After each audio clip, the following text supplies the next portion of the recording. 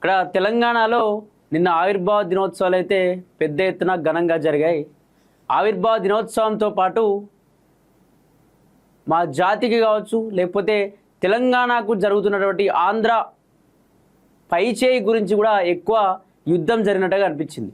నా gun park దగ్గర కావచ్చు, లేకపోతే ఎక్కడైనా తెలంగాణ వ్యాప్తంగా అన్ని పార్టీల వాళ్ళు, ఉద్యమకారులు, విద్యార్థి నాయకులంతా కూడా జనసేనని కావచ్చు, జన సైన్యాన్ని కావచ్చు పెద్ద ఎత్తున దుమ్మెత్తు పోసినట్టుగా అనిపించింది. ఎందుకంటే పవన్ కళ్యాణ్ చేసినటువంటి కామెంట్స్, పవన్ కళ్యాణ్ మాట్లాడినటువంటి మాటలు తెలంగాణని కించపరిచే విధంగా, తెలంగాణ ఉద్యమకారులని, తెలంగాణలో చనిపోయినటువంటి బలిదానాలు చేసుకున్నటువంటి విద్యార్థుల కుటుంబాలని అగౌరవపరిచినట్టుగా పెద్ద ఎత్తున తెలంగాణ కూడా జై తెలంగాణ నాదం ఎత్తుకున్నట్టుగా కనిపిస్తూ ఉంది. నిజంగా తెలంగాణ ఉద్యమాల గడ్డ, 1200 మంది బలిదానాలతో వచ్చినటువంటి ఈ తెలంగాణలో మళ్ళీ ఆంధ్ర హవా కొనసాగిస్తాం, ఆంధ్ర నాయకుల పెద్దరికాన్ని ఇక్కడ కొనసాగిస్తాం, లేకపోతే తెలంగాణ భూములు మళ్ళీ ఆంధ్ర నాయకులు స్వాధీనం చేసుకుంటారంటే వాళ్ళ పప్పులు ఉడకవని చెప్పొచ్చు. అయితే ప్రొఫెసర్ నాగేశ్వర్ ఇష్యూలో జరిగినటువంటి మొదలైనటువంటి ఈ ఇష్యూ, ప్రొఫెసర్ నాగేశ్వరరావు తెలంగాణ వ్యక్తి కాబట్టి తెలంగాణ జర్నలిస్టులపైన, తెలంగాణ ప్రొఫెసర్లపైన దాడులు జరుగుతూ ఉంటే ఇంకెంతకాలం సైలెంట్గా ఉండాలని చెప్పేసి తెలంగాణలో ఉన్నటువంటి ఉద్యమకారులు, తెలంగాణ వ్యాప్తంగా విద్యార్థి నాయకులు ఒక్కసారిగా పైకి లేశారు. ఎందుకంటే తెలంగాణ సాధించుకొని 13 ఏళ్ళు కంటిన్యూ అవుతున్న సందర్భంగా ఇప్పటికీ మళ్ళీ ఆంధ్ర హవా కొనసాగిస్తున్నట్టుగా అనిపిస్తూ ఉంది. నిజంగా ఇంతకుముందు బీఆర్ఎస్ హయాంలో కావచ్చు, తెలంగాణ సాధించిన తర్వాత 2014 నుంచి మునుపటి బీఆర్ఎస్ పార్టీ ఓడిపోయేంత కాలం కూడా ఎక్కువగా ఆంధ్ర హవా కొనసాగించినట్టు అనిపించలేదు.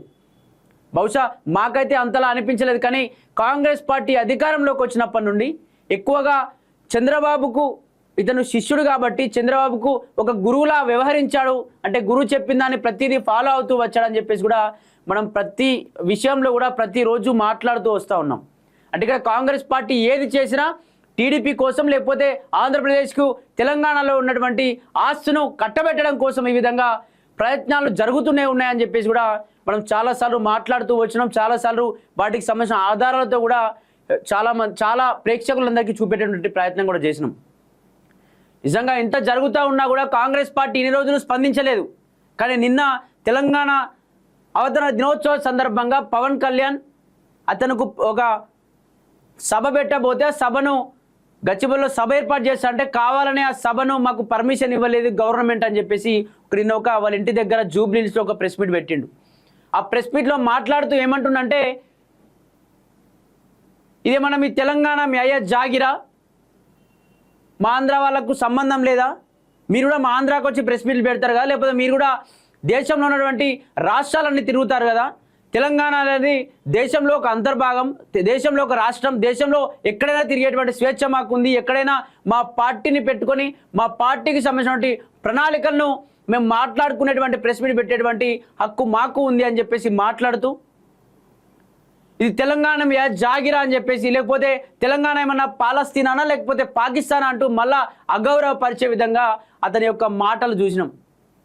నిజంగా ఎందుకు పదే తెలంగాణ పైన అగౌరవంగా ఎందుకు మాట్లాడుతున్నాడో ఇప్పటికి కూడా అర్థం కానిటువంటి పరిస్థితులు కనిపిస్తూ ఉన్నాయి.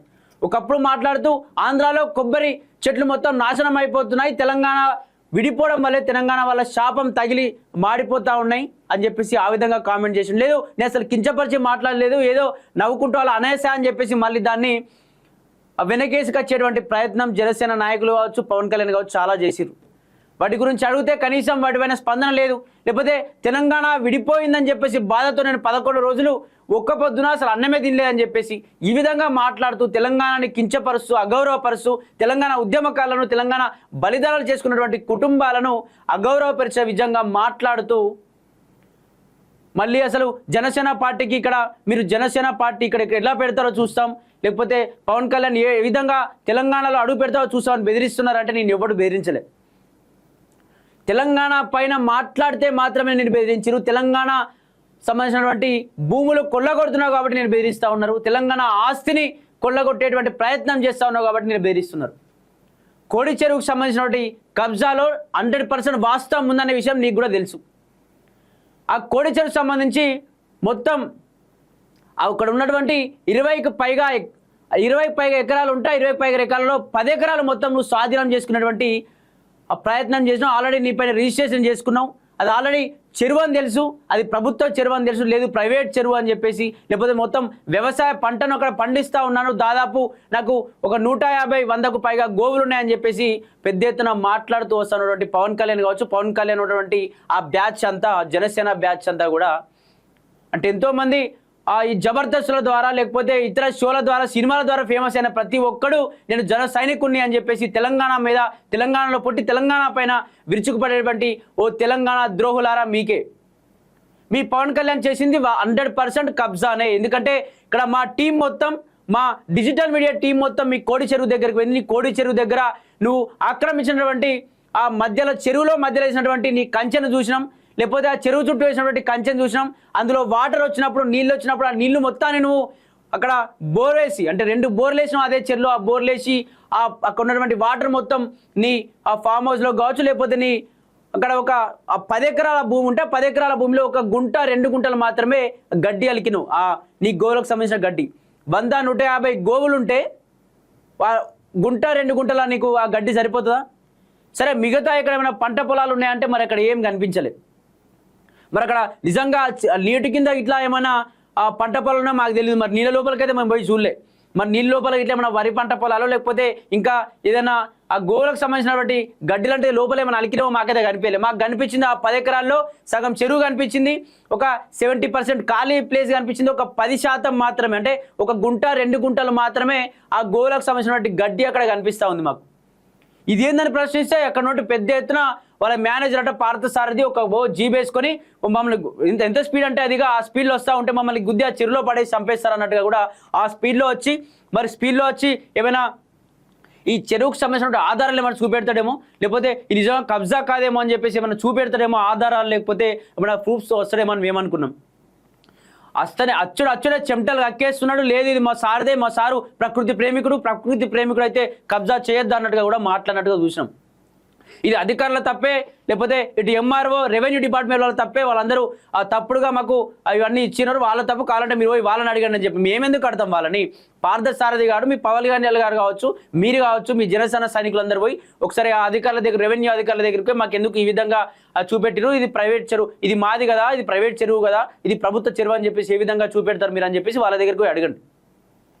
అక్కడ వెళ్ళి పరిశీలిస్తే ఆ చెరువు కట్టను కూడా కబ్జా చేసినటువంటి ప్రయత్నం జరుగుతూ ఉంది. చెరువు కట్ట పైన కట్ట మైసమ్మ ఉంది, అందులో వినాయకుడి విగ్రహం ఉంది. అది సంబంధించి ఆ టెంపుల్లో, ఒక చిన్న టెంపుల్లో, ఒక గుడి, ఒక గర్భగుడిలో చిన్న టెంపుల్లో ఆ టెంపుల్ కూడా తీసేసినటువంటి ఆ కార్యక్రమం అక్కడ జరుగుతున్నట్టు అనిపిస్తూ ఉంది. ఎందుకంటే ఆ చెరువుకు వెళ్ళేటువంటి ఆ కట్ట పైన దారిలో టోటల్గా అక్కడ ముళ్ళ కంచెలు వేసి లోపలికి ఎవరూ రాకుండా ముళ్ళ కంచెలు వేసి ఆపేసినటువంటి ఆ ప్రతి ఒక్క విజువల్స్, ప్రతి ఒక్క ఫోటోలు, వీడియోలతో సహా కూడా మీకు చూపెట్టేటువంటి ప్రయత్నం చేసినాం. అక్కడ లోపలికి వెళ్తూ ఉంటే మొత్తం ముళ్ళ కంచెలు, అసలు లోపలికి వెళ్ళరాకుండా కట్టను మొత్తం ధ్వంసం చేసే విధంగా జరుగుతున్నట్టుగా అనిపిస్తూ ఉంది. ఇప్పుడు దాదాపు ఏ ఊర్లో కానీ ఎక్కడ కానీ చెరువు కట్ట ఉన్నా, లేకపోతే కుంట పక్కన కట్టలు ఉన్నా, నడుచుకుంటూ వెళ్ళడానికి లేకపోతే వెహికల్స్ ఆ ప్రయాణం కొనసాగించడం కోసం కొన్ని కట్టలు లోపల చెట్లు ఏమున్నా, దానికి సంబంధించి ముళ్ళ పొదలు ఏమున్నా తీసేసుకుంటారు. కానీ ఇక్కడ ముళ్ళ పొదల చెట్లు పెద్ద ఎత్తున కట్టపైన పెరుగుతూ ఉంటే అది అలానే వదిలేసి ఆ కట్టను మొత్తం పూర్తిగా క్లోజ్ చేసేసి, ఎందుకంటే అతని ఫామ్ హౌస్ కావచ్చు, లేకపోతే అతని ఈ 10 ఎకరాలు కబ్జా చేసిన కోడి చెరువు సంబంధించింది కావచ్చు, మధ్యలో కట్ట ఉంది కాబట్టి దాన్ని తీసేస్తే మొత్తం ఒకే దగ్గర వచ్చేస్తుంది, కంచెలు లేకుండా అయిపోతుంది అనేటువంటి ప్రయత్నం కూడా జరుగుతుందని చెప్పుకోవచ్చు. సరే పవన్ కళ్యాణ్ గారు, మీకు నిజంగా గౌరవం మీద ప్రేమ ఉంటే తెలంగాణలో ఉన్నటువంటి రైతులు చాలామంది ఉన్నారు, ప్రతి ఒక్క ఇంటికి ఒక 2 ఆవులు ఇవ్వండి, వాళ్ళు ఆర్థికంగా బలపడతారు.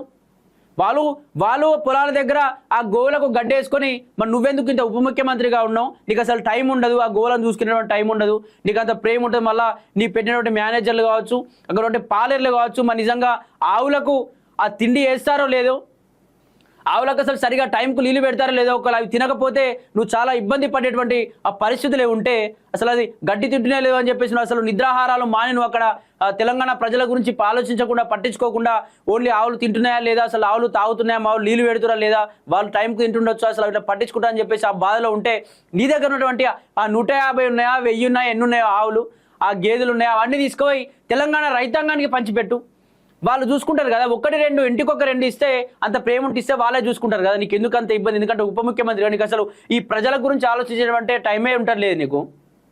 ఆ పిఠాపురకు సంబంధించినటువంటి ఆ ఊర్లోనే ఇంకా మాకు ఇస్తున్నటువంటి సంక్షేమ పథకాలు ఇంకా మా ఎమ్మెల్యే వేయలేడు. అసలు గెలిచినప్పటి నుంచి మా ఏరియాకి అచ్చుడు బంద్ అయింది. అసలు ఓట్లప్పుడు ఎంత తిరిగిరు అంటే వాళ్ళు జబర్దస్త్ వాళ్ళు తిరిగిరు, లేకపోతే అందరూ కమీడియన్స్ తిరిగిరు, సీరియల్ సంబంధించిన తిరిగి అందరు తిరిగి ఇప్పుడు కూడా వచ్చి పట్టించుకుంటలేడు మమ్మల్ని. ఉనికన్నా ఫోన్ చేసినా కూడా అస్తం లేనట్టుగా మాట్లాడుతున్నారు అని చెప్పి చాలామంది మీ నియోజకవర్గ వాసులే మాట్లాడుతున్నారు. సో సరే భయ్, ఓన్లీ సరే తెలంగాణ మీ ఆంధ్రప్రదేశ్ వ్యాప్తంగా కాకుండా ఉప ముఖ్యమంత్రి అని చెప్పేసి మీరు ఆంధ్రప్రదేశ్ వ్యాప్తంగా కాకుండా ఓన్లీ మీ నియోజకవర్గాన్ని, మీ పిఠాపురం నియోజకవర్గాన్ని ఒకసారి అభివృద్ధి చేసుకోండి, ఒకసారి ప్రజల్లోకి వెళ్ళండి, అలా సమస్యలు ఉన్నాయి వాళ్ళే పట్టించుకోండి. ఎందుకు తెలంగాణ మీద పడి ఏదైతే శనివారాలు ఆదివారాలు వీక్ ఆఫ్ వస్తే చాలు తెలంగాణలో వచ్చి మా తెలంగాణలో పంటరు, మా తెలంగాణ పోలీసులు మీ ఇంటి చుట్టూ మీరు పంటే కావాలి ఉండాలి, మీరు చేసే భూదందాలకు మా తెలంగాణ పోలీసులు కావాలి ఉండాలి. మళ్ళీ మా తెలంగాణలో తింటారు, తెలంగాణలో పంటారు, మా తెలంగాణ భూమిని కబ్జా చేస్తారు, మన తెలంగాణలోనే రకరకాలుగా అగౌరవపదంగా మాట్లాడేటువంటి పరిస్థితులు తీసుకొస్తారు. ఎందుకు ఈ విధంగా మాట్లాడుతున్నారు? ఇదే పవన్ కళ్యాణ్ గారు స్టార్టింగ్లో నేను చెగువేరా నుంచి స్టార్ట్ అయింది నా ఉద్యమం, చెగువేరా కోసమే నేను పార్టీ పెడతా ఉన్నాను అని చెప్పేసి మీ అన్న ప్రజాస్వామ్య పార్టీ పెట్టినప్పుడు ఒక ఇంటర్వ్యూలో చెప్పలేదా? మరి ఇప్పుడు ఎందుకు సనాతనిగా మారిపోయినావు? సనాతని తర్వాత మళ్ళీ ఈ కబ్జా కోరుగా లేకపోతే తెలంగాణ వ్యతిరేకంగా ఎందుకు మాట్లాడుతూ వస్తున్నావు? నువ్వే మాట్లాడుతున్నావు లేకపోతే నీ వెనక ఎవరైనా ఉండి నడిపిస్తున్నారా? మీకు సంబంధించిన గురువులు కావచ్చు, లేకపోతే మీరు ఎవరైనా నడిపిస్తున్నారా? అసలు నీ స్ట్రాటజీ ఏంటి? నీ ఫ్రస్ట్రేషన్ ఏంటి? అసలు మాకు ఎక్కువగా ఏమి అనిపిస్తూ ఉందంటే తమిళనాడులో ఆ విజయ్ గెలిచినప్పటి నుంచి నువ్వు ఎక్కువగా ఫ్రస్ట్రేట్కి గురవుతున్నావు అనిపిస్తూ ఉంది, ఎక్కువగా ఇబ్బంది పడుతున్నావు అనిపిస్తూ ఉంది. ఎందుకంటే చాలామంది ఫ్యాన్స్ కామెంట్స్లో కావచ్చు, లేకపోతే చాలామంది ఆ సోషల్ మీడియాలో నిన్ను చాలా ట్రోల్స్ చేస్తూ ఉన్నారు. ఆ Tamil Nadu VCK TVK party news నేర్చుకో, 2 సంవత్సరాల్లో పార్టీ పెట్టిన 2 సంవత్సరాల తర్వాత పోటీ చేసి దాదాపు 108 సీట్లు సాధించిన అతను చూసి నేర్చుకో. నువ్వు మొన్న ఫస్ట్ టైం ఓడిపోయినావు, సెకండ్ సారి గివే సీట్లు వచ్చినాయి. నువ్వు నీ పోరాటం ఏంది? 2014లో అప్పుడు పెట్టినావు నీ పార్టీ, ఏమైంది నీ ఇన్నేళ్ళ ప్రస్థానం అని చెప్పేసి మాట్లాడుతూ ఉంటే జీర్ణించుకోలేక, వాటికి సమాధానం చెప్పుకోలేక ఫ్రస్ట్రేషన్కి గురై కూడా నువ్వు మాట్లాడుతున్నటువంటి మాటలు మాకు అర్థమవుతా ఉంది. అతను సీఎం అయినప్పటి నుంచే నువ్వు తట్టుకోలేకపోతున్నావు. ఒక సినీ ఇండస్ట్రీలో ఎదిగినటువంటి వ్యక్తి, నాకంటే తర్వాత పార్టీ పెట్టిన అతను సీఎం అయిపోయాడు, నేను ఇంకా డిప్యూటీ సీఎంగానే ఉన్నా, అది కూడా పొత్తులో భాగంగా డిప్యూటీ సీఎంగా ఉన్నా అని చెప్పేసి నీకు పిచ్చిలేస్తుందని మాకు అర్థమైంది. సరే ఒకసారి చూద్దాం. పవన్ కళ్యాణ్ ఒకప్పుడు ఆ ప్రజాస్వామ్య పార్టీకి సంబంధించిన ఆఫీస్లో ఒక ఇంటర్వ్యూ జరుగుతూ ఉంటే ఏం మాట్లాడిందో ఒకసారి మీకు చెప్పేటువంటి ప్రయత్నం చేస్తా. శ్యామ్ మోహన్ అని చెప్పేసి అతనికి సంబంధించిన ఒక జర్నలిస్టు అతను పంచుకున్నాడు. అంటే అప్పుడు ఏం జరిగింది, ఏం మాట్లాడి పవన్ కళ్యాణ్ అని చెప్పేసి మనతో పంచుకున్నాడు. హాయిగా సినిమాలు చేసుకోకుండా మీరెందుకు రాజకీయాలకు వస్తున్నారని అడిగినప్పుడు చెగువేరా స్ఫూర్తితో మొదలుపెట్టి బడుగు బలహీన వర్గాలే నా ఊపిరి అంటూ తనను ఒకరు ఎంతగా వేధించింది అని ఆవేదనగా చెబుతూ పేరు ప్రఖ్యాతులున్న లాంటి హీరోకు ఎన్ని అవమానాలు జరిగితే సామాన్యుడి పరిస్థితి ఏంటి, అందుకే పాలిటిక్స్లోకి వచ్చాను అన్నారు పవన్ కళ్యాణ్ గారు. అతను ఏం ప్రశ్న వేసిండు? హాయిగా సినిమాలు చేసుకోకుండా మీరెందుకు రాజకీయాల్లోకి వస్తున్నారని చెప్పేసి ఒక ప్రశ్న అడగా అతను ఏం చెప్పిందంటే, చెగువేరా స్ఫూర్తితో మొదలుపెట్టి బడుగు బలహీన వర్గాలే నా ఊపిరి, వాళ్ళ కోసమే, వాళ్ళ సంక్షేమం కోసమే, వాళ్ళ ఆర్థికంగా బలం చేకూర్చడం కోసమే, వాళ్ళ యొక్క పేదరికాన్ని పోగొట్టడం కోసమే నేను రాజకీయాల్లోకి వస్తూ ఉన్నా అని చెప్పేసి ఇంటర్వ్యూలో మాట్లాడుతూ, ఇంత పెద్ద నాలాంటి హీరోకే ఇటువంటి అవమానాలు, అసమానతలు ఇన్ని జరుగుతూ ఉంటాయి, అసలు సామాన్య ప్రజల పరిస్థితి ఏందని చెప్పేసి నాకు కన్నీళ్ళు వస్తూ ఉన్నాయని చెప్పేసి మాట్లాడేటువంటి మాటలు చూస్తూ ఉన్నాం. ఇది ప్రజాస్వామ్యం ఏర్పాటైన కాలంలో 21/10/2008లో జూబ్లీహిల్స్ గీతా ఆర్ట్స్ ఆఫీస్లో సాయంత్రం మాకు దాదాపు గంటన్నర ఇచ్చిన ఇంటర్వ్యూలో చెప్పిన ముఖ్యమైన పాయింట్. ఆ మర్నాడు సూర్యపత్రికలో ఫుల్ పేజ్ ఇంటర్వ్యూ వచ్చింది. ఆయన పిఏ ఫోన్ చేసి, సార్ చాలా హ్యాపీగా ఉన్నారు, ఆయన చెప్పినట్టు రిపోర్ట్ చేశారని చెప్పారు అని. ఆ తర్వాత ఒకసారి నన్ను సీనియర్ సంపాదకుడు శ్రీరామమూర్తి గారిని ఉదయం టీకి పిలిచి సామాజిక రాజకీయ విషయాలు అడిగి తెలుసుకున్నారు. అది చెరగని చరిత్ర. ఈరోజు ప్రెస్ మీట్లో తనెందుకు రాజకీయాల్లోకి వచ్చిందని చెబుతూ దివంగత వైఎస్ గారి పేరు చెప్పడం విచిత్రంగా ఉంది. జర్నలిస్ట్గా డాక్యుమెంట్ చేసిన వాస్తవాన్ని చెప్పడం నా విధి, కాబట్టి ఇదంతా పొలిటికల్ పోస్టులు మా విధంగా కాదు, కానీ తెలిసిన చరిత్రను చెప్పాలి కదా అని చెప్పేసి అతను మనతో షేర్ చేసుకునేటువంటి ప్రయత్నం చేసిండు. పవన్ కళ్యాణ్ స్టార్టింగ్లో రాజకీయాల్లోకి వెళ్ళాలనే ఆలోచన వచ్చినప్పుడు అందరికీ ఏం చెప్పిండు?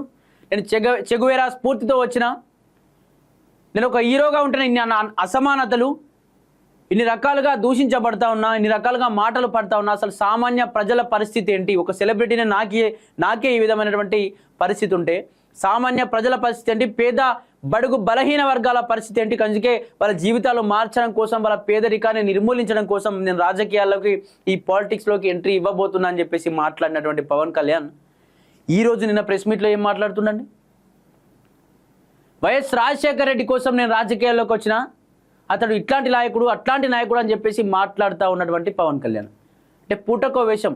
నిజంగానే ఈ తెలంగాణ ఉద్యమకారులు కావచ్చు, కాంగ్రెస్ నాయకులు కావచ్చు, ఇటు బీఆర్ఎస్ నాయకులు కావచ్చు ఏం మాట్లాడుతూ ఉన్నారంటే, అతను ఒక ఆర్టిస్ట్కి ఎప్పుడు మేకప్ వేయడం, లేకపోతే ఎప్పుడు అక్కడ త్రివిక్రమించినటువంటి డైలాగ్స్ చెప్పడం తప్ప తనకి ఏమి సాధ్యం కాదు. అతను అసలు ఏం కాదు, అసలు రాజకీయ నాయకుడు పనికిరాడు, ఎందుకు రాజకీయాల్లోకి వచ్చాడు అని చెప్పేసి అతనే తలబాదుకుంటా ఉన్నాడు. ఒక ఆర్టిస్ట్ డైలాగ్ చెప్పగానే అయిపోతాం, రాజకీయ నాయకులం, సీఎం అయిపోతాం అని చెప్పేసి వచ్చిండు. నాకు లక్షల మంది ఫ్యాన్స్ ఉన్నారు, ఓటేయంగానే రాజకీయాల్లోకి వచ్చేస్తా, ఓటేయంగానే సీఎం అయిపోతా, ఇక పిచ్చిలేస్తే దేశవ్యాప్తంగా ప్రపంచవ్యాప్తంగా నా సినిమాలు రిలీజ్ అవుతున్నాయి కాబట్టి, ప్రపంచవ్యాప్తంగా ఫ్యాన్స్ ఉన్నారు కాబట్టి అసలు ప్రధాని నేను, లేకపోతే ఇక పిచ్చిలేస్తే రాష్ట్రపతి నేను అన్నట్టుగా ఆ పిచ్చిలో రాజకీయాల్లోకి వచ్చినట్టు అనిపించింది. కానీ అదే ఫ్యాన్స్ తెలంగాణలో ఉన్నారు, అదే ఫ్యాన్స్ తెలంగాణకు అన్యాయం జరిగితే కూడా నిన్ను క్వశ్చన్ చేసేటువంటి ఫ్యాన్స్ తెలంగాణలో ఉన్నారు. నిజంగా నేను కొండగట్టుకు ఏమో చేసినా అని మాట్లాడుతున్నావు కదా, కొండగట్టుకు చేసినటువంటి ఆ కోట్ల రూపాయలు నువ్వు మా తెలంగాణలో లేదా నా తెలంగాణలో ఎన్ని కోట్లు సంపాదించిన నీ సినిమాల ద్వారా?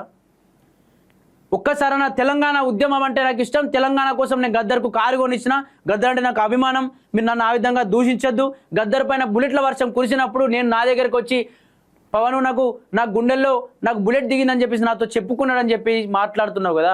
నిజంగా తెలంగాణ అంటే అంత ఇష్టం ఉంటే, తెలంగాణ ఉద్యమకారుల మీద అభిమానం ఉంటే చనిపోయినటువంటి 1200 కుటుంబాల దగ్గరకు నువ్వు ఎందుకు పోలేదు? శ్రీకాంతాచారి తల్లి దగ్గరకు నువ్వు ఎందుకు పోయి మాట్లాడించలేదు? ఎంతోమంది ఉద్యమకారులు ఉన్నారు, ఉద్యమకారుల దగ్గరకు పోయి మీ తెలంగాణలో ఉద్యమకారులకు అసలు ఏం కావాలి ఏంటి అని చెప్పేసి వాళ్ళకి ఎందుకు ఆర్థికంగా మీరు ఆదుకునేటువంటి ప్రయత్నం చేయలేదు? లేకపోతే వాళ్ళకు సంబంధించి వాళ్ళకు మద్దతుగా మీరు ప్రెస్ మీట్ ఎందుకు పెట్టలేకపోయారు? వాళ్ళ కోసం తెలంగాణలో ఎందుకు పోరాటం చేయలేకపోయారు? నిజంగా అంత ప్రేమనే ఉంటే నువ్వు ఎప్పుడైతే తెలంగాణ విడిపోయిన తర్వాత 11 రోజులు అన్నం తినకుండా పడుకున్నానన్నప్పుడే తెలిసిపోయింది తెలంగాణ అంటే నీకు ఎంత గౌరవం ఉందో.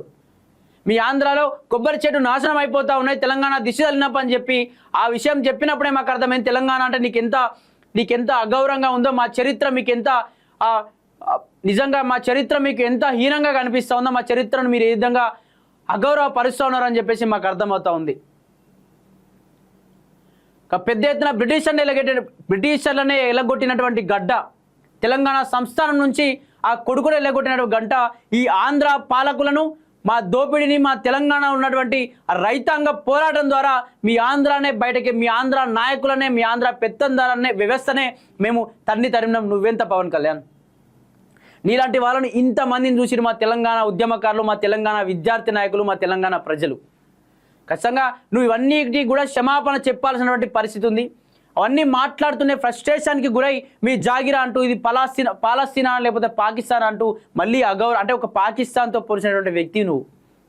ఖచ్చితంగా నువ్వు ఇంకా అలానే రెచ్చిపోతూ ఉంటే, మీ జన సైనికులను అలానే రెచ్చగొడుతూ ఉంటే నీకే పుట్టగతులు తెలంగాణలో ఒక్క సీటు కూడా నీకు రాకుండా గెలిచేటువంటి పరిస్థితి ఉండదు. ఖచ్చితంగా నీకు వ్యతిరేకంగానే ఇటు మీడియా కావచ్చు, లేకపోతే వీళ్ళందరూ పోరాటం చేసేటువంటి పరిస్థితులు వస్తాయి. పవన్ కళ్యాణ్ మాట్లాడుతున్నాడు, అసలు నిజంగా డిజిటల్ మీడియా ఎందుకు అక్కడికి నా ల్యాండ్లోకి ఏ విధంగా పోతారో అందరిపైన డిఫమేషన్ కేసు వేస్తాను, అందరిపైన పెద్ద ఎత్తున లీగల్గా కొట్లాడుతాను, కేసులు వేస్తానని చెప్పి మాట్లాడుతూ ఉన్నాను. అలాగే నిజంగా నేను కబ్జా చేసి ఉంటే నా ప్రాపర్టీని తెలంగాణ వశం చేసుకోండి, తెలంగాణ సీఎం గారికి చెప్తా ఉన్నా, రేవంత్ రెడ్డి గారికి, మీరంటే నాకు చాలా గౌరవం, నిజంగా నాకు ఇల్లీగల్గా సంపాదిస్తే, ఇల్లీగల్గా నేను కబ్జా చేస్తే ఖచ్చితంగా మీరు ప్రభుత్వంలో విలీనం చేసుకొని ప్రభుత్వానికి స్వాధీనం చేసుకోవడం అని చెప్పి మాట్లాడుతున్నాను. ఖచ్చితంగా ఇది రేవంత్ రెడ్డి గారి ఖాతాలో పడింది. రేవంత్ రెడ్డి గారు ఖచ్చితంగా దీన్ని చొరవ తీసుకునే నిజంగా 100% కబ్జానే. దాన్ని ఖచ్చితంగా ప్రభుత్వం గుంజుకోవాలి. భూమి నిజంగా వ్యవసాయ భూమి ఉందా లేదా ఒకసారి మీరు వెళ్ళి పరిశీలించండి. అధికారులు తప్పులు చేస్తూ ఉన్నారా, లేకపోతే రెవెన్యూ డిపార్ట్మెంట్ తప్పులు చేస్తూ ఉన్నదా, రెవెన్యూ డిపార్ట్మెంట్ అమ్ముడు పోతా ఉన్నదా, అసలు ఏం జరుగుతుంది అని చెప్పేసి మీరు ఒకసారి పరిశీలించండి. వెళ్ళి మీ అధికారులను కావచ్చు, మీ నాయకులను అక్కడికి పంపించి అక్కడ ఉన్నటువంటి ఆ భూమిని ఖచ్చితంగా కబ్జా చేసినటువంటి భూమిని ఖచ్చితంగా తీసుకొచ్చి కాపాడేటువంటి ప్రయత్నం చేయండి. రఘునాథ్ గారు, మీరు చెరువుల్లో కుంటల్లో ఏమి చేయొద్దని చెప్తారు కదా, మరి అక్కడ చెరువులైనా డైరెక్ట్ ఒక పెద్ద ఎత్తున ఒక జాలి నిర్మాణం ఏర్పాటు చేసిరు. ఆ నీటిని కూడా అక్కడ నుంచి తరలిస్తూ ఉన్నారు. నిజంగా ప్రకృతిని మొత్తం కాపాడాలని చెప్పి చెప్తాడు పవన్ కళ్యాణ్. ప్రకృతి ప్రేమికుడు అని చెప్తారు. అక్కడ ప్రకృతి నాశనం చేయబడుతుంది. ఖచ్చితంగా దీనికి సంబంధించి హైడ్రా కమిషనర్ కావచ్చు, రేవంత్ రెడ్డి గారు కావచ్చు, ఖచ్చితంగా దీనికి సంబంధించి సమీక్ష నిర్వహించి ఆ భూమిని ఖచ్చితంగా లాక్కోవాలని చెప్పేసి కూడా మేము పేర్కొంటా ఉన్నాం. చూద్దాం దీనికి సంబంధించి అసలు ఎటువంటి న్యూస్లు వస్తూ ఉన్నాయి. నిన్న మొత్తం తెలంగాణ వ్యాప్తంగా ఎక్కువగా పవన్ కళ్యాణ్ సంబంధించిన ఇష్యూ కావచ్చు, తెలంగాణ ఆవిర్భావ దినోత్సవం సందర్భంగా మొత్తం పవన్ కళ్యాణ్నే తెలంగాణ వ్యాప్తంగా చేసుకున్నట్టుగా కనిపిస్తూ ఉంది.